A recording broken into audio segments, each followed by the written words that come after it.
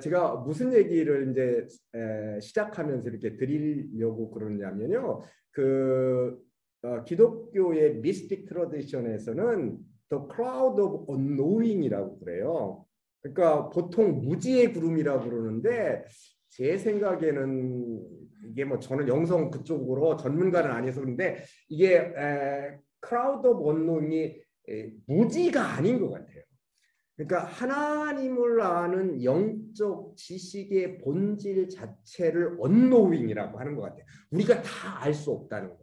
그러니까 저거를 초월하고 넘어섰을 때 하나님의 세계가 확 열린다. 이제 그렇게 얘기를 하는 것 같더라고요. 우리가 사실 하나님 다 모를 때도 있잖아요. 그리고 하나님의 전체가 우리 속에 이해가 되고 딱 들어오는 것이 아닌데 그거를 붙잡고 씨름하다 보면 의미가 자연스럽게 들어오는 때가 있지 않는가.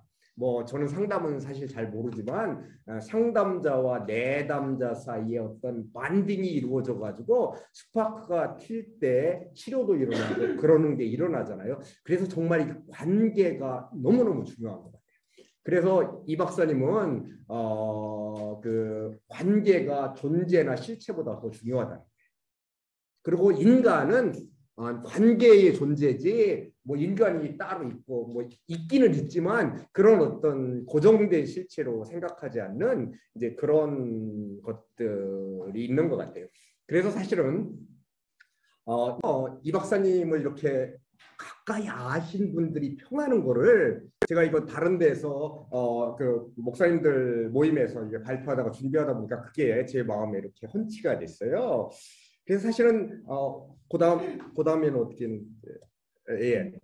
우리 선생님 한번 이렇게 보세요. 이게 거의 노년의 저기 사진인데 굉장히 젊었을 때는 날카로운 면도 많이 있으셨던 것 같아요. 그런데 이제 이렇게 노년에 굉장히 이렇게 온유하시고 그다음 그렇지만 했던 그 내면 세계의 깊은 것들을 간직하고 계셨던 그런 분임을 알 수가 있습니다. 그래서 첫 번째는 이정용 박사님을 한국에 처음 소개했던 거는 정진웅 교수님이에요. 그 서울대 종교학과 사실은 그 근대 학문으로서의 종교학을 처음 시작한 분이라고도 볼 수 있어요. 그분이 이정용 박사님을 이렇게 표현했어요. 이정용 목사님은 무척 달랐다는 거예요. 오드너리 인간이긴 한데 이게 굉장히 다른 분이라는 거예요. 그러면서 이 양반이 뭐라고 했냐면 이게 순수 경험이라고 해야 되나 뭐 잘 모르겠습니다만은 그렇게 제 속에는 순수 경험으로 각인돼 있다는 거예요. 그래서 제가 그분이 이게 저한테 준 이메일인가 다른 분한테 한 게나 이거가 있는데 이게 뭔가 제가 잘 이해가 안 갔어요. 그러다가 언뜻 그분은 그 엘리아데 제자거든요. 엘리아데 뭐 때 직접 배우지는 않았지만 종교 현상학으로 엘리아데가 태두니까 그분은 정진홍 선생님이 그 시카고에서 뭐 엘리아데 밑에 가서 한 3개월 뭐 총강한 정도였지만 그런데 그 엘리아데 종교 현상의 패턴들인가 그 소문을 거기 보니까 거기가 순수 경험이 나와 있어요. 그러니까 종교 현상이라는 것은 순수 경험이 없다는 거예요. 다 컴플렉스라는 거예요. 그 종교가 아주 오래됐잖아요. 그러니까 그 애초의 것은 안 남아 있어요. 그런데 종교 현상학을 하는 사람에게 순수 경험이라는 것은 안 남아 있기 때문에 그 아이디어한 그 일로 템포러의 시간, 그 신화의 시간, 그 꿈의 시간, 그 영원한 시간 가운데 경험하는 그 순수 경험을 이 박사가 그렇다는 거예요. 그거는 종교학자로서의 최고의 찬사예요. 그러니까 제 내피셜인데 실제 그런지 모르겠는데 저한테는 그렇게 받아들였어요. 그런데 여기에 아까 그런 거예요. 그러나 언제나 그분의 말씀의 종결 부분은 저 스스로 마련하면서 그 말씀의 여운을 스스로 사귀던 생각이 납니다. 그런데 이분들이요 동년배 나이 차이가 그렇게 많이 안 나는 거예요. 이정용 박사님이 한두 살 많은 것 같아요. 제가 따져보니까 이정용 박사님이 35년생이고 정진홍 선생님도 뭐 지금 뭐 정진홍 선생님 아직도 생존해 계신데 그런데 그 거의 동년배 사이에 자기의 학문의 최고의 찬사를 보내준 거더라는 거죠.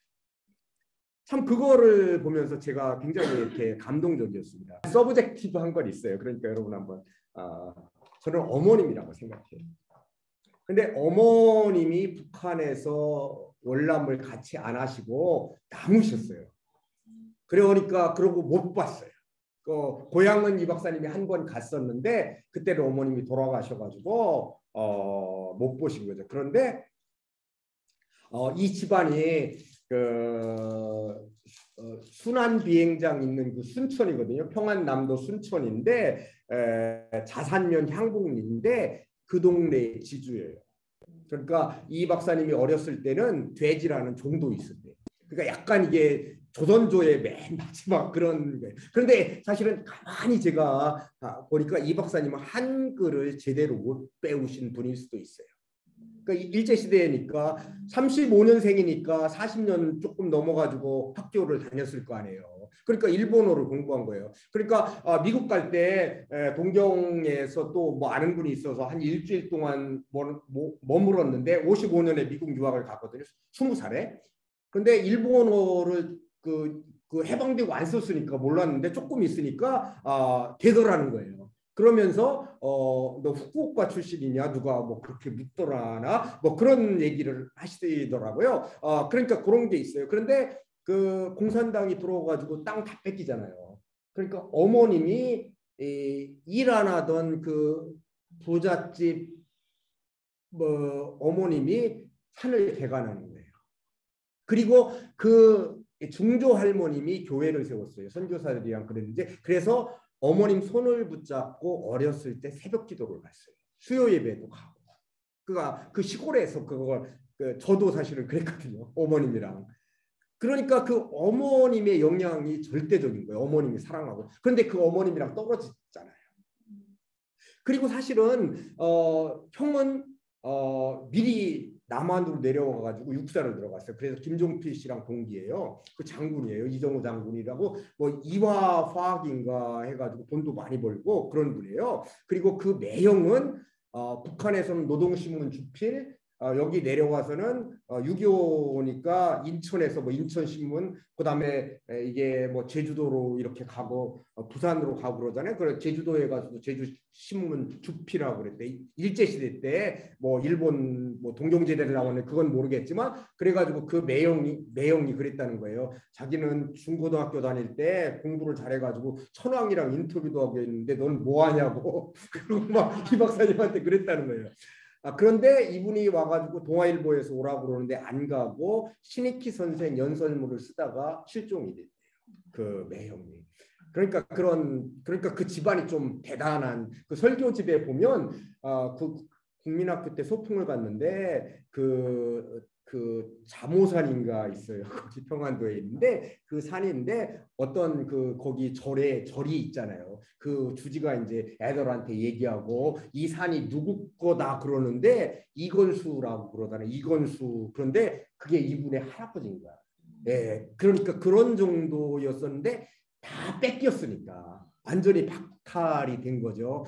그러니까 이분이 공부를 제대로 못한 거예요. 중학교 들어갈 때 그래가지고 이제 어머님은 이제 돌짝밭을 개간해가지고 강냉이 심어가지고 거의 입에 풀칠하죠. 아버지는 공산당이 와가지고 종들이 와가지고 막 때리고 그러잖아요. 뒤집어졌으니까 그거를 보면 아버지가 휴밀리게이션을 하는 걸 그래가지고 학교를 붙었는데 중학교를 갈 때가 아니라는 걸 알고 철공소를 간 거예요.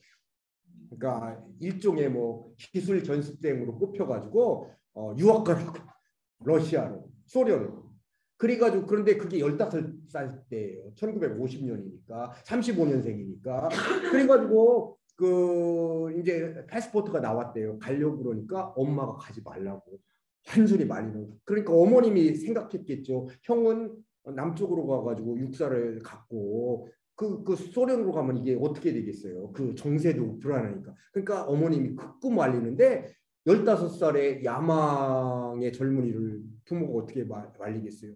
그래가지고 그러니까 엄마가 할 수 없으니까 새벽밥을 해서 먹여가지고 이제 기차를 타러 갔대요. 그런데 기차가 안 가더라고요. 그게 6.25 나갔지. 그 극적이에요. 하나님이 그렇다고밖에 볼 수 없는. 그런데 그래가지고 6.25가 터졌잖아요. 그런데 이제 그 지하실에 들어가서 지하실에 있는 거예요. 그런데 동생들한테도 안 알리고 엄마만 알고 산에 갔는데 그 공산당 다 빨치산 이 세포들이 있잖아요. 동네마다. 그러니까 잡혀갈 것 같으니까 그 누에치던 그 잠실에 그 집안의 지하실에 들어가 3개월이 있었다는 거예요. 엄마가 저녁에 밥을 갖다 주고 동생들도 모르게. 그러니까 그거를 하고 나왔는데 완전히 세상이 그 달라지는 거예요. 호박꽃까지 그렇게 아름답더라. 그게 거의 신비 체험에 가까워. 그런데 이제 1.4 때 그 정도 뭐 크리스마스 때 이제 아버지랑 왔는데 엄마는 북한에 두고 근데 엄마랑 떨어졌으니까 이게 어떻겠어요. 그 15살에 떨어진 거니까. 그러면서 어머님이 계속 아들을 위해서 기도하신 거예요. 그래서 이제 사실은 소명은 이게 화학을 공부하러 핀들리라고 오하이오의 조그만 대학교인데 그게 제가 찾아보니까 어셈블리 오브 갓 그런 학교예요. 그래서 이제 선교사들 자녀들도 많고 그런데 이제 거기서 화학을 공부하고 공부를 잘하셨나 봐요. 그런데 이제 졸업반이 됐는데 거의 4, 5일을 뭐냐면 비몽사몽. 천사도 나타나고 어머님도 나타나고 그래가지고 이게 무슨 일이 일어나나 잠을 못 주무셨다니 그러다가 이게 소명이구나. 내가 목사가 되고 그건데 금방 사라졌대요. 자세한 얘기를 안 하고 그렇게만 얘기하셨어요. 그랬으니라고요. 그 보스턴 그 신학교의 딘이었었는데 이 어드바이저였어요. 이 박사님의 그 박사학위 논문의 어드바이. 그러니까 이 박사님이 박사학위 논문을 좀 뒤에 소개하겠지만 God Suffers for Us라고 하나님이 우리를 위해 고통을 당한다는 그 신정론의 주제거든요. 그런데 사실은 기독교 2000년 역사에는 물론 예수님은 십자가를 지고 고통을 당하지만 하나님은 고통을 당할 수가 없다는 거예요. 왜냐하면 그리스의 철학의 영향을 받았기 때문에 하나님은 완전해야 되죠. 하나님은 변할 수가 없는 거예요. 운동할 수가 없는 거예요. 그러니까 고통을 당할 수 없다는 거예요. 근데 그거를 이 박사님이 사실은 그 깃다모리는 이 박사보다 먼저였고 그다음에 그 몰트만이나 이런 사람은 이 박사보다 뒤였죠. 그 중간에서 그 신은 고통을 받을 수 있다. 그거를 강력하게 이제 주창을 했는데 그거를 왜 어떻게 그렇게 쓰게 됐냐면 원래 이 박사님은 그냥 뭐 불트만이나 틸리시 이런 사람들에서 상징론 이런 거 갖고 논문을 쓰겠다고 가니까 로버트 레슬이 그러더라는 거예요. 네 옳은 방법론을 가지고 한번 이 학계를 뒤집을 논문을 쓰지 그런 거는 누구나 다 쓰는데 왜 그런 거 쓰느냐고 그러더라는 거예요. 그래가지고 이 박사님 굉장히 겸손한 분이잖아요. 그러니까 제가 학생인데 무슨 어떻게 그렇게 쓰냐고 그래가지고 이제 신의 뭐 고통의 문제 이런 거 6.25도 당하고 실제로 고통 자기 실존적인 그런 문제잖아요. 그러니까 로버트 레슬이 써봐라. 그때 못 쓰면 못 쓴다 그러더라는 거예요. 그러면서 박사학위 논문을 썼더니 네가 쓰는 거는 우리들이 쓰는 거랑 좀 다르다. 그리고 리피트하지 않게 리피트 된다고 그러더라는 거예요. 서클링을 하는데 리피트하지 않는 것 같이 리피트 된다고 그러더라는 거예요. 근데 이제 그거가 자기 독자성이라든가 정체성이라든가 한국 사람으로서 온 신학을 하는 어떤 그런 지침이 된 것 같아요. 그 다음에 실제 이 박사님의 그 멘토는 주역이었어요. 그러니까 주역이 굉장히 재밌는 책이에요. 사실은 저는 뭐 거기까지 가지는 못했지만 그 사실은 데리다에서는 문자랑 라이딩이랑 뭐 원문자 이런 거 나오거든요. 근데 사실은 어떤 의미에서 주역은 다 상징이잖아요. 사실은 괴로 만드는 거잖아요. 언어는 나중에 나오는 거고 오리지널은 그런 건데 그런 포스트 모던 논의에도 다 사실은 이 주역의 모든 논의들이 다 같이 갈 수 있어요. 그러니까 사실은 그 콜링턴은 네이처 내추럴링이랑 네이처 뒤에서 모든 기호 언어 이런 게 다 나오잖아요. 그런 거랑 사실은 비슷하다고 그런 생각도 할 수 있고 그러는 것 같아요. 그러니까 이게 기독교 영성이랑도 다 통해요. 그 기독교 영성에서는 책이 두 권 있다고 그러잖아요. 성경이랑 자연. 그리고 주역은 자연을 이렇게 모델로 해가지고 나오는 거니까. 그래서 그 이 주역을 신학적인 작업에 그 소스로서 그다음에 파운데이션으로 놓고 그다음에 이 박사님의 그 신학적인 학문은 그 카스모올로지컬 앤스로폴로지라고 볼 수 있어요. 그러니까 포에르바카가 신학은 뭐 인간학이 돼야 된다고 그랬나요? 그러면 그거를 빗대어서 얘기한다면 이 박사님은 신학은 우주론적 인간학이 돼야 된다. 그러니까 자연 하나님의 창조 속에서 인간이 있는 거지 인간이 스스로 잘났다고 하는 거는 교만이고 그건 죄잖아요. 뭐 했던 그렇게 생각할 수가 있고요. 그래 그런데 이정용 박사의 궁극적인 스승은 누구일 것 같으세요? 아까 아미야 차크라 마르티에서도 그분은 현대의 예수님 같다고 그러잖아요. 그러니까 이정용 박사의 정말 궁극적인 스승은 예수입니다. 그 제가 어디서 발견을 했냐면 이 박사님 마지막 책이 코리안 프리칭. 코리안 프리칭.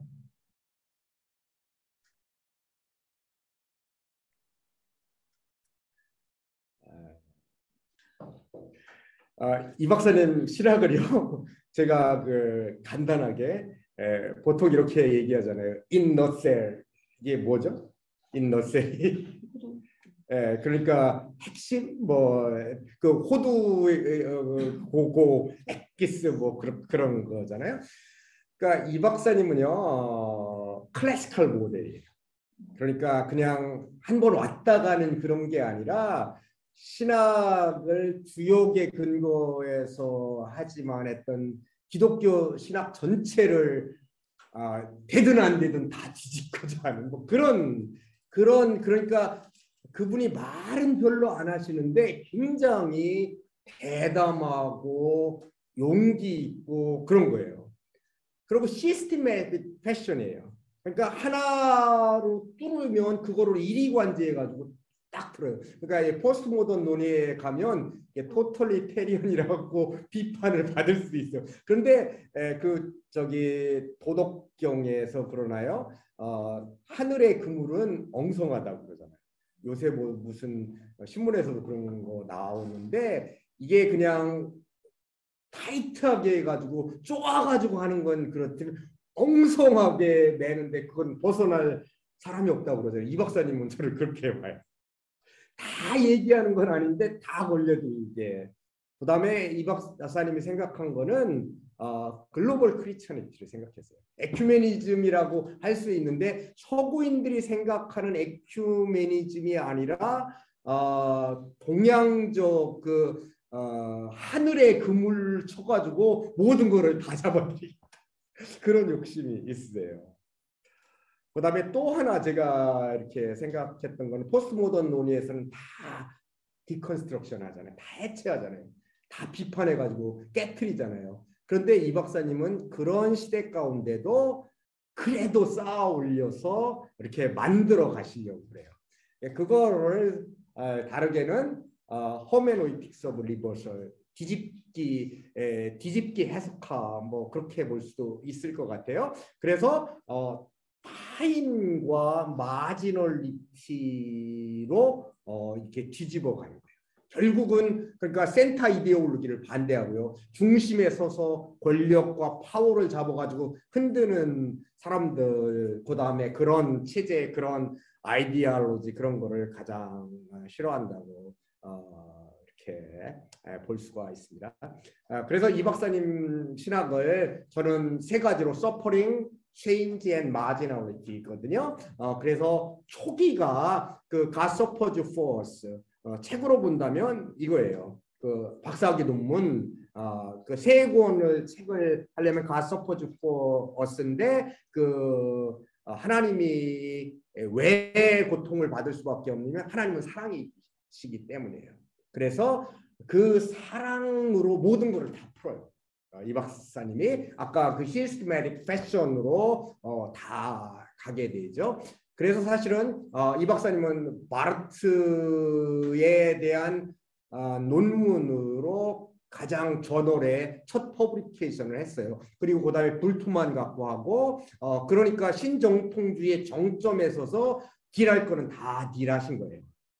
그다음에 하나님이 고통받을 수밖에 없다. 사랑하기 때문에 참여하기 때문에 우리의 현장으로 내려오시기 때문에 그래서 이제 그러고 지도교수가 도전해서 내 얘기를 써봐라. 그래가지고 했던 그런 거고 그래가지고 이 박사학위 논문 발표하는데 그거는 될 수가 없다고 그 보스턴 그 신학교에서 종교 철학을 가르치던 교수가 자기 수업을 캔슬하고 들어왔대요. 그래서 거의 교수들이 다 들어왔대요. 그건 안 된다고 이 사람이 들어온 거예요. 했던 뭐 그런데 나중에 이분이 좋아해서 이 박사님들아 보스턴으로 오라고도 그랬다고 그러시더라고요. 그러니까 이분은 굉장히 그 리컨사일을 해서 사람들을 신복시키시는 그런 분이라고 볼 수 있어요. 그다음에 이제 두 번째 그러니까 주역을 공부하면서 그 역을 가지고 서구 신학이 사실은 이더 오하잖아요. 서구인들은 A가 맞으면 B는 틀려요. 그런데 이 박사님의 에큐메니즘은 동서 문명을 합치려고 하니까 이건 보스 앤드가 아니면 안 돼요. 그러니까 다른 건데 그걸 하나를 맞다고 그러면 하나는 틀려야 되니까 버려야 되잖아요. 렐러번시를 굉장히 중시하는 그런 신학을 했고 그리고 사실은 카스마올로지를 강조하다 보니까 종교는 카스믹 릴리전이 돼야 된다는 거죠. 카스믹 크라이스트가 돼야 됩니다. 그러니까 어떻게 보면 이 박사님은 약간 유니버설리스트에 가까울 수도 있어요. 뭐 그 매튜 폭스라는 유명한 그 캐톨릭에서 이렇게 파문을 당해서 나온 오리지널 블레싱 쓴 분의 그 서문에 보면 이 박사의 신학을 이게 테올로지 체인지를 크리에이션 오리엔티드 테올로지 뭐 그런 식으로 이렇게 주위에 나와요. 뭐 엄청나게 인용하는 건 아니지만 그러니까 이게 이 박사님이 이게 70년대에 이런 책을 쓰고 뭐 인용이 되고 그랬어요. 그리고 이 Theology of Change가 나오기 전에 카스믹 릴리전이라는 조그만 책이 있어요. 그런데 거의 주도 안 돼요. 두 번째 가장 중심적인 되는 저서가 더 Theology of Change. 사실은 이게 체인지가 그냥 오드너리 랭귀지잖아요. 체인지가 뭐 철학적인 의미가 있는 것도 아니고, 그러니까 철학적인 의미를 띄어가지고 번역을 하려면 그 콜링턴이 얘기하는 주역의 역은 내추럴링이 돼야 되는 것 같아요. 내가 보기에 철학적인 의미를 가지려면. 그런데 이 박사님은 철학적인 언어를 쓰는 거를 사실 싫어하세요. 그러니까 철학적인 언어를 쓰면 이 전문가들이 이렇게 잡아가지고 다른 사람을 이렇게 뭐 못 들어오게 하게 하는 뭐 그런 게 있기 때문에 오드너리를 랭귀지를 쓰는 게 오히려 낫다 이제 그렇게 생각하셨. 그런데 그거를 세미알로지나 뭐 기호학이라든가 뭐 철학적으로 들어가면 어떤 것들도 다 얘기할 수가 있어요. 그러니까 사실은 그 뭐 주역은 점치는 사람부터 시작해가지고 사주 보는 사람부터 시작해가지고 동양의 모든 의학이라든가 뭐 지리학이라든가 인문학이라든가 이게 다 되고요. 주역은 사실은 불교인들도 주역을 갖고 하죠.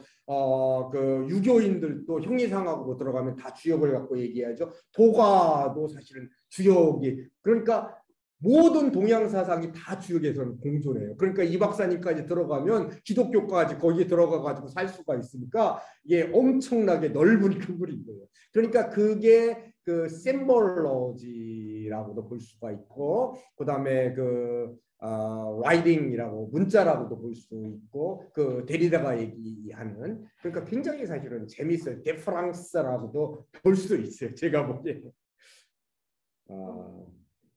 그다음에 이 박사님이 그 마지막 드루에 와서 낸 책이 트리니티 한 퍼스펙티브, 그다음에 마지널리티, 그다음에 코리안 프리치기였는데 이 마지널리티라고 볼 수가 있어요. 뭐 우리식으로 얘기하면 구석진 거죠. 중심이 아니고 변경, 그다음에 변두리, 뭐 리미널리티, 뭐 이런 사회학자들이 많이 얘기하고 그러는데 이 박사님은 이거는 신학적인 의미로 이분은 그렇게 쓰셨어요. 그래서 이 박사님은 신학은 오토바이오그래피컬이라고 그러거든요. 자서전적인 자기 경험이 들어있어야 된다는 거예요. 그러니까 상담에서 가장 중요한 것은 그 문제가 있는 사람이 자기를 인식하고 깨닫게 해주는 거잖아요. 그걸 자극하는 거잖아요. 이제 근데 이게 그 사실은 제가 작년에 이 박사님 또 다른 책 하나 Parents of Inner Process라는 책을 번역을 했는데 초벌 구입만 했는데 거기에 보니까요. 거기는 진짜 더 혁명적인 발상들이 굉장히 많아요. 그런데 그거를 70년대에 썼는데 제가 그러다가 미국에서 굉장히 좀 미스틱한 어떤 사람을 고다드라는, 그 사람은 학자도 아니고 굉장히 파퓰러한 분인데 그 사람 뭐 이렇게 유튜브에서 듣는데 막 머리가 쭉 빗으더라고요. 크리스마스 때 그때인데 연말인데 그 양반이 뭐라고 그러냐면 예수님은 다른 데 있는 게 아니라 우리 머릿속에 있다. 우리 내면 속에 있다. 그래서 예수님이 우리 속에서 부활한다. 그런 얘기를 하더라고요. 그런데 사실은 말로 잘 설명하기는 어려운데 그 엠마오로 가는 두 제자도 예수님이 와도 모르잖아요. 못 보잖아요. 그런데 같이 성만찬을 하는데 예수님이 또 사라진 게 아니라 성경에는 보이지 않더라 그래요. 그러면 그 예수님이 어디가 있어요? 잘은 모르겠는데 저는 우리 내면 속에 들어와 계시다고 생각해요. 성령이 다른 데서 역사하는 게 아니라 우리 속에 정의는 사회운동하고 이데가 가장 좋아하는 거잖아요. 페미니스트들이. 그런데 그거는 결국은 맨날 싸우다가 끝나요. 해결도 안 되고. 그러니까 어느 정도 계몽의 의미는 있을 수 있고 민중신화도 뭐 다 좋은 측면이 있는데 그게 한계인 것 같아요. 그런데 이 박사님은 이게 뭐 현실인데 이게 케노시스로 가고 그다음에 정말 비움을 통해서 화해로 가고 실존에서 영성으로 가고 해방에서 정말 자기를 내주는 그 자리까지 가야 이게 완성이 되는, 그게 십자가잖아요. 그래서 이 박사님은 설교는 뭐냐면 자기를 내주는 거예요. 그 자기는 누구예요? 예수님이 내가 길이요 진리요 생명할 때 그 나은 것 같아요. 그 아이. 자기는 독특한 거예요. 세상에 그거밖에 없는 거고 하나님의 선물이라고 그렇게 말씀하세요. 그러니까 그 선물은 나눠야 되는 거예요. 어퍼링 해야 되는 거예요. 다른 사람한테. 그렇게 그분은 정리를 하세요. 그래서 이게 마지널리티입니다. 뭐 이거 상도 타셨어요. 돌아가셨는데 뭐 구스타프스 무슨 그 센터에서 상을 주셨는데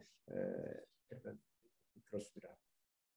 그래서 이제 다른 사람이 다 이정용 박사를 저렇게 얘기했는데 뭐 저도 무슨 얘기를 해야 될 것 같아가지고 이제 제가 조금 정리해 본 겁니다. 그래서 이 박사님이 이것도 초기에 카스믹 릴리전이라는 책을 쓰셨어요. 이거는 그래도 꽤 팔렸어요. 2판도 찍고 그다음에 존 도반인가 그 자매회사에서 써서 굉장히 파퓰러하게 했어요. 이런 식으로 이 박사님이 계속 썼으면 그 주커 주커 주커프나 뭐 그런 그다음에 뭐 타워 피직스 이런 거 쓰신 분들 있잖아요. 그런 쪽으로도 가셨던 거 쓰신 분들 있잖아요. 그런 쪽으로도 가셨을 만할 것 같아요. 오광남 교수가 저쪽 그 매니토바인가 거기에서 공부를 하거나 강의를 했는데 어떤 캐나다 학생들이 이거를 읽고 있더라는 거예요. 그래가지고 그분은 이 박사님 만나기 전에 이 책을 통해서 이 박사님을 만났다고 그러더라고요. 그래서 카스믹 릴리저리라는 게 저한테는 굉장히 좀 의미 있게 다가와요. 그리고 기독교가 사실은 너무 인간 중심적이고 그런 쪽으로 있잖아요. 그러니까 카스믹 릴리전으로 글로벌 크리스천리티로 가려면 이런 방향으로 가야 되는 것이 아닌가 좀 그런 생각을 하게 돼서 저는 이 박사를 우주 종교의 예언자라고 그렇게 표현하고 싶어요. 예수님을 하나님 나라의 그 예언자라고 표현을 하잖아요. 그 신학자들이 뭐 그런 거를 좀 빗대 가지고 그다음에 조금 빨리 가겠습니다. 이 박사님한테는 그랜 내러티브가 있는 것 같아요. 그게 뭐라고 딱 짓기는 어렵지만 하나님이 이 시대 가운데 자연 가운데 세계 가운데 만물 가운데 또 우리 내면 가운데 오셔서 선포하시는 그런 그랜 내러티브로 그 나와 하나님이랑 다이렉트리 연결되게 되는 그래야 진정한 어떤 우리의 신앙의 완성과 인격의 완성이 이루어질 수 있다고 보는 거예요. 그래서 이 박사님은 크라이스트를 아키타입 오브 셀프라고 생각하세요. 그리스도가 우리의 자아의 원형이다. 예수님을 닮아야 된다는 거죠. 그러니까 아미아 차크리티스트를 이 박사님이 그렇게 얘기하는 것은 예수를 따라가고 예수를 모방하고 예수를 닮아야 되는데 그런 모델이 있어야 될 거 아니에요.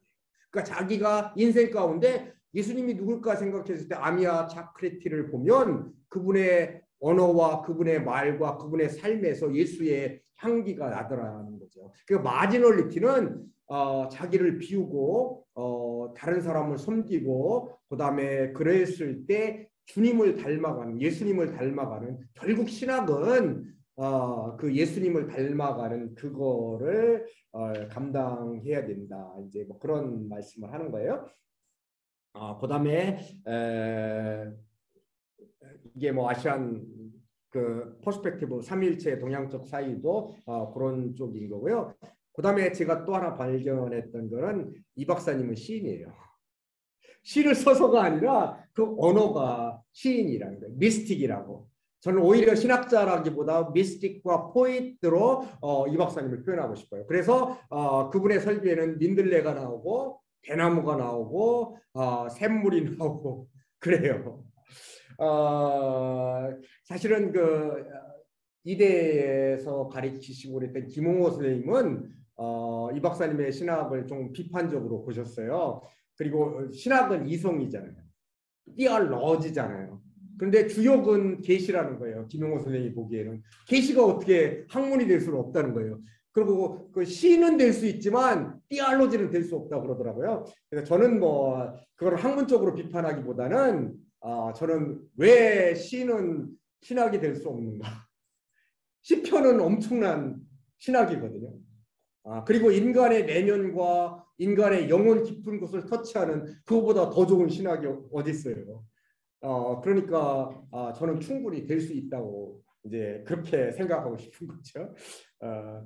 그리고 이제 또 하나는 사실은 감리교가 한국 기독교회사 중에서 굉장히 중요하다고 생각해요. 제 친구 중에 성백걸 교수라고 하는데 이제 구한말에 동도서기 그런 게 있잖아요. 동양의 정신에다가 서양의 기술 문명. 그런데 이제 그게 사실은 분리가 안 되잖아요. 그래서 이제 그 성백걸 교수의 용어로서 대도댁이라는 말을 썼어요. 그러니까 최병원이나 아펜젤러나 이용도나 이강수 이제 제가 뭐 개인적으로 붙인 분들이고 이런 분들이 그 한국의 정체성, 한국의 문화적 정체성, 민족의 정체성과 기독교의 복음을 통합해서 그렇게 온전한 세계 문명을 조명하고 통일 한국을 열고 미래를 열어갈 그런 거가 돼야 되지 않느냐. 그래가지고 송백불교가 대도대기를 썼는데 이 박사야말로 이런 대도대기의 어떤 파운데이션이랄까 신학적인 디스코스를 제공할 수 있는 분이 아닐까 이제 그런 생각을 하게 됩니다.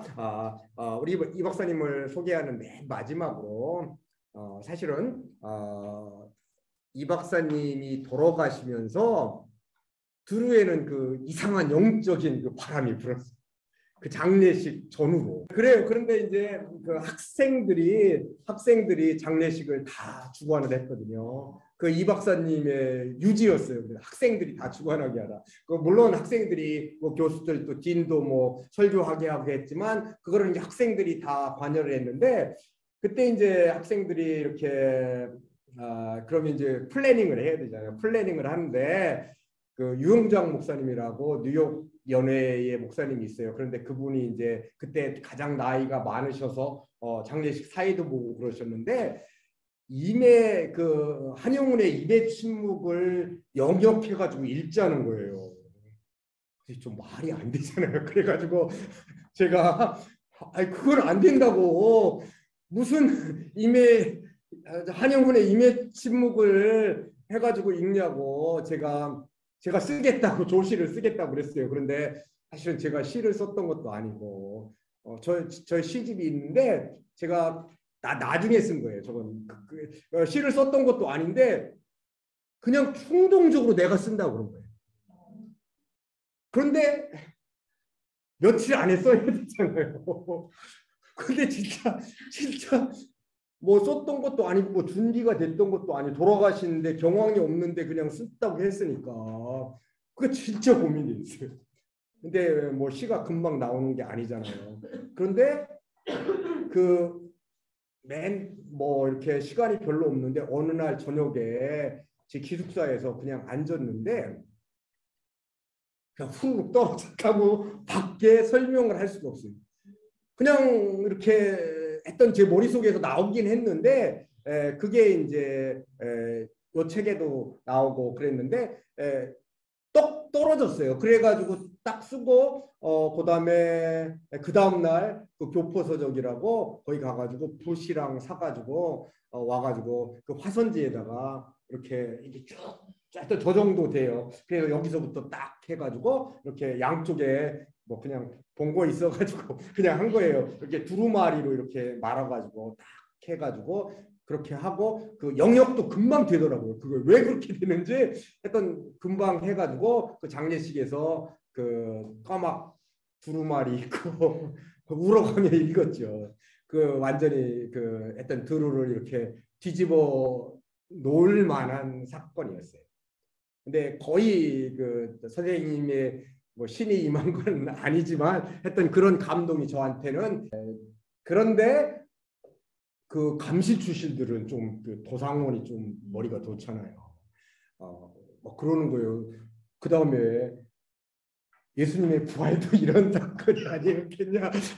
저는 감히 생각도 못했는데 그런 얘기를 해. 자, 하여튼 저는 이게 사실은 좀 보수적인 데서 자랐고 한국에서는 그 리버럴 신학을 안 했기 때문에 그렇게까지는 레디컬하게 내받지를 못하거든요. 일단 그런 좀 일화들이 있었습니다. 그래서 사실은 제가 이 박사님을 그냥 그렇게 생각만 하고 뭐 프로젝트 같은 것도 하고 그랬는데 일단 그 돌아가시고서 그런 어떤 영적인 감화 그런 게 저한테 사실은 굉장히 영향을 미쳐서 그래서 제가 뭐 박사학위 논문도 이 박사님 갖고 쓰고 그랬던 것이 그런 계기가 됐습니다.